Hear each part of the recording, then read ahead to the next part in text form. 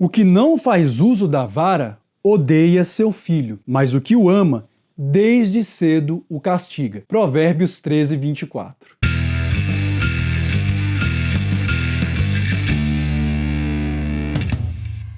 Senhoras e senhores, sejam muito bem-vindos a esse canal, espero que os senhores estejam muito bem. Essa semana eu li uma reportagem que realmente, olha, uma mãe lá em São Paulo simplesmente apagou as contas da filha nas redes sociais, que já contavam aí com quase 2 milhões de seguidores. A menina era uma verdadeira influencer, né, digital influencer, e a mãe simplesmente foi lá e percebeu que aquilo não estava sendo bom para o desenvolvimento da sua filha e apagou as contas. Isso gerou um debate muito grande entre pais, principalmente a respeito dessa questão de redes sociais na vida dos filhos, e gerou também ali a revolta dos adolescentes, então, que seguiam a filha dela. A menina tinha 14 anos, então a Fernanda, que é uma médica lá de São Paulo, foi lá e apagou a conta da Nina. A Nina certamente deve ter ficado indignada, assim como os fãs dela. A menina já tinha até fã-clube, mas a mãe achou que aquilo era o melhor, e um dos motivos que ela deu para justificar isso, em um texto que ela publicou nas redes sociais, eu achei também interessantíssimo. Ela disse: olha, isso aí está impedindo o desenvolvimento da individualidade da minha filha.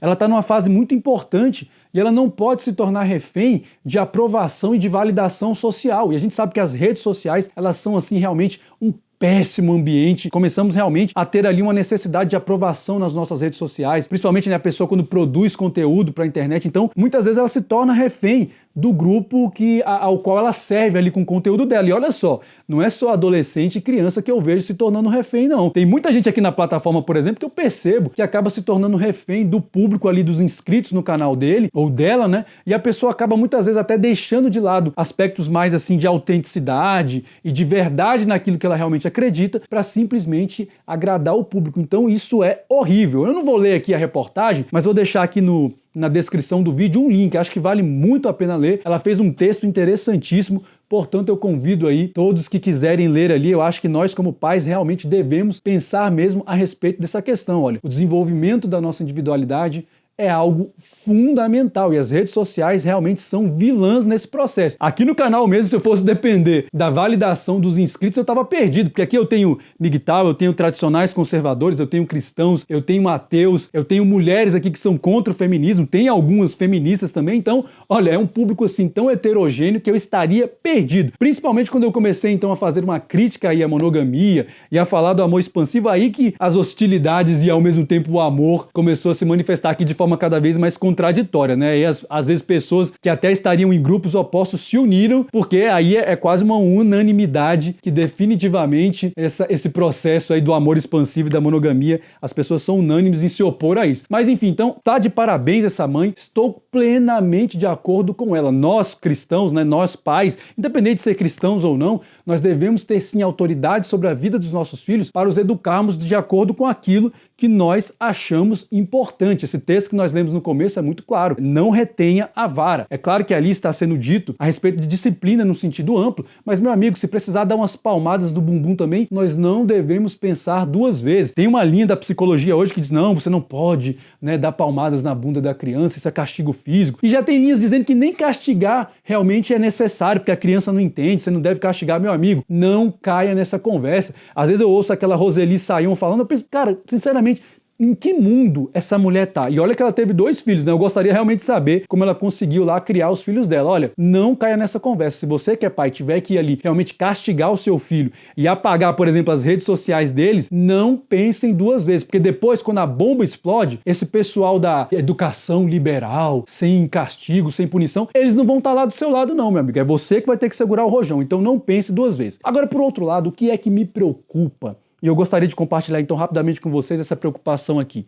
É que muito em breve, atitudes como essa da Fernanda em apagar lá as contas da Nina podem ser objeto tranquilamente de questionamento nas vias judiciais. Eu digo isso de forma muito tranquila e com muita convicção. É muita ilusão e ingenuidade da parte de pessoas que ainda acreditam que não existe sim um projeto de poder que visa diminuir aí a questão da autoridade dos pais no processo de educação dos seus filhos. Eu falo muito sobre esse projeto de poder aqui, principalmente no que diz respeito aí a um desejo de dividir dividir homens e mulheres dentro da sociedade. Aliás, dividir a sociedade como um todo. Só que tem muita gente que acha que isso é teoria da conspiração, que esse projeto de poder não existe. Ora, como cristão, eu tenho plena convicção de que sim, existe um projeto de poder que quer criar, sim, governos cada vez mais centralizados, cada vez mais autoritários. E para que isso aconteça, é necessário que você retire a autoridade dos pais no processo de educação dos filhos. Qualquer distopia que você pegar aí, vai ter isso presente de alguma forma. Você pega lá em 1984, existe isso. Se você pega Admirável Mundo Novo, a figura dos pais sequer existe naquela sociedade. Se você pega um filme como Equilíbrio, a mesma coisa. Então eu não tenho absolutamente nenhuma dúvida. Agora, para quem duvida, olha só, vou colocar um trecho aqui de um vídeo que a doutora Débora Duprá, que à época era subprocuradora-geral, era uma discussão sobre escola sem partido. Então o doutor Najib, que era um defensor desse projeto, estava ali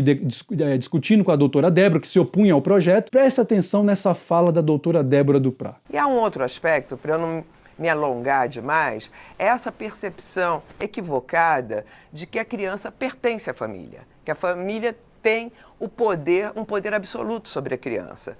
Não é verdade. A Constituição diz que a criança é um problema da família, da sociedade e do Estado, exatamente porque a criança ela recebe a orientação dentro de casa, mas ela também tem que ser preparada para o espaço público. O espaço público, ele não coincide com o espaço privado. O Tribunal Constitucional alemão, ele já teve a oportunidade de trabalhar sobre esse tema, que é recorrente quando se fala em educação sexual, por exemplo, quanto isso gerou de polêmica no mundo todo, dizendo que a educação fornecida pela família, ela sequer pode prevalecer sobre a educação em sala de aula. Isso vai ser definido em questões específicas. Então perceba que ela não esconde que, de fato, essa ideia de que os filhos são uma espécie ali de propriedade dos pais, que os pais é que têm que educar, que isso não existe. O Estado também está ali junto dos pais nesse processo e, às vezes, o Estado tem que até prevalecer. Tem gente que defende esse tipo de ideia maluca. Não é algo novo na história da humanidade, mas você percebe que isso não é teoria da conspiração. E aí, o que me preocupa, como eu falei? Existem maneiras muito sutis de que isso vai acontecendo. Eu já falei aqui no canal a respeito do crime de stalking ou de perseguição que foi inserido no nosso Código Penal esse ano. Só que lá eu falei num contexto muito mais de relacionamento entre homem e mulher, mas se aplica também a questão da educação que os pais podem dar aos seus filhos, né? E falei também recentemente sobre um projeto de lei que foi aprovado no Congresso e está para ser sancionado pelo presidente, que cria o crime de violência psicológica. Eu vou ler esses dois tipos penais aqui para que vocês entendam por que eu acredito piamente que um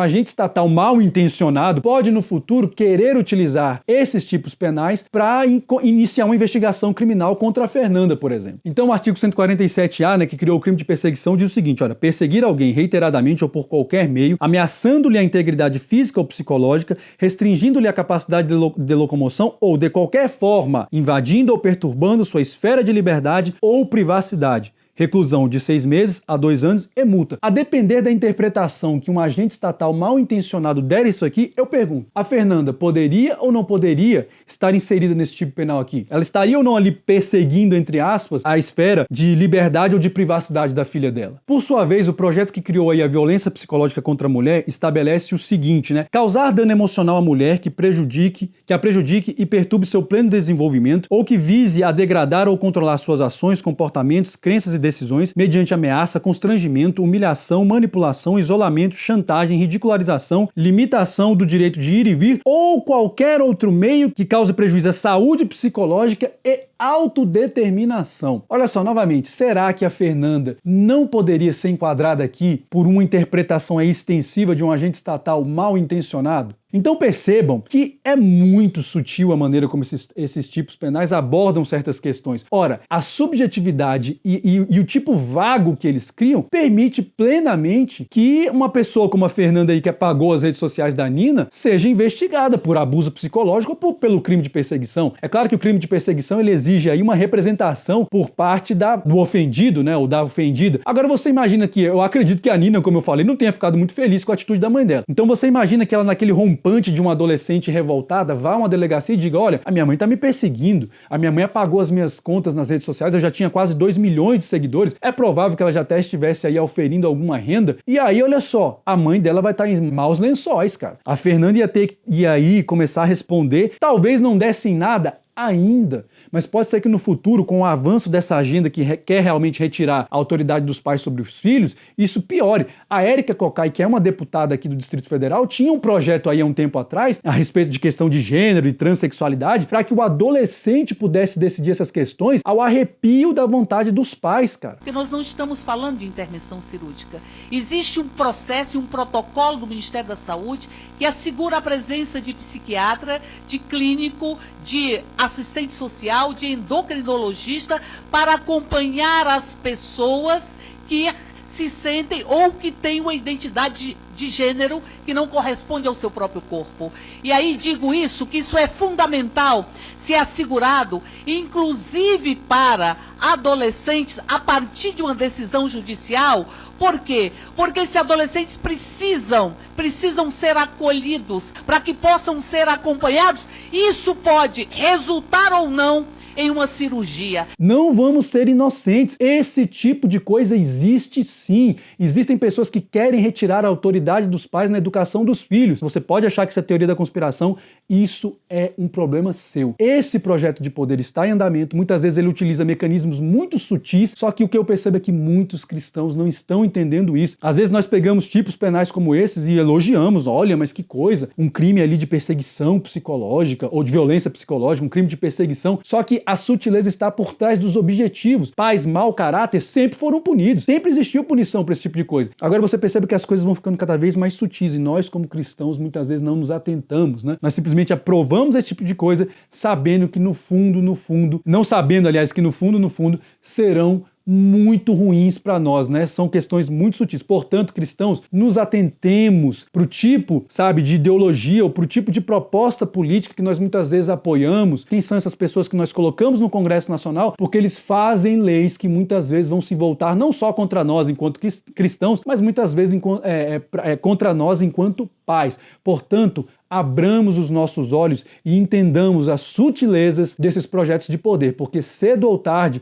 nós poderemos estar aí sendo perseguidos e tendo a nossa autoridade paterna questionada. Não retenha a vara na educação dos nossos filhos, porque se nós realmente os amamos, nós vamos educá-los, muitas vezes, né, com medidas drásticas, como foi essa aí medida que a Fernanda tomou, mas olha, tá de parabéns, tem meu total reconhecimento. Eu acho que nós pais realmente temos que ter a liberdade de educar os nossos filhos da maneira que nós achamos melhor, porque, repito, quando a bomba estourar, meu filho, quando o rojão estourar, o pessoal da educação liberal não estará ao nosso lado. Então, senhores, para esse vídeo aqui era isso. Eu queria ter compartilhado essa notícia porque nos dá alguma esperança de que ainda existe coisa séria. Se você gostou desse conteúdo, compartilhe essa mensagem. Deixe aqui seus comentários se você discorda de mim, se você acha que a atitude da Fernanda foi muito precipitada, foi uma atitude assim muito radical. Considere inscrever-se nesse canal se você achar que isso possa ser útil para a sua vida. Lembrando-se sempre de uma coisa: o movimento de uma única peça pode definir um jogo inteiro. Até a próxima e que Deus nos abençoe.